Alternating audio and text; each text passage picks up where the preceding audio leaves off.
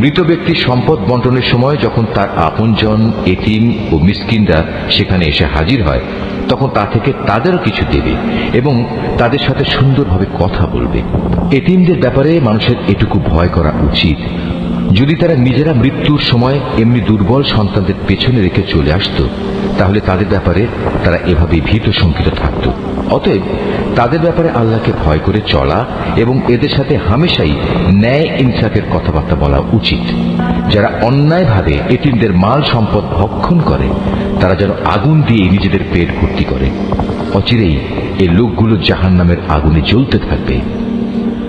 আল্লাহ তাআলা তোমাদের উত্তরাধিকারে সন্তানদের সম্পর্কে এ মর্মে তোমাদের জন্য এই বিধান জারি করেছেন যে এক ছেলের অংশ হবে 2 কন্যা সন্তানের মতো, কিন্তু উত্তরাধিকারী কন্যারা যদি 2-এর বেশি হয়, তাহলে তাদের জন্য থাকবে রেখে যাওয়া সম্পত্তির 2/3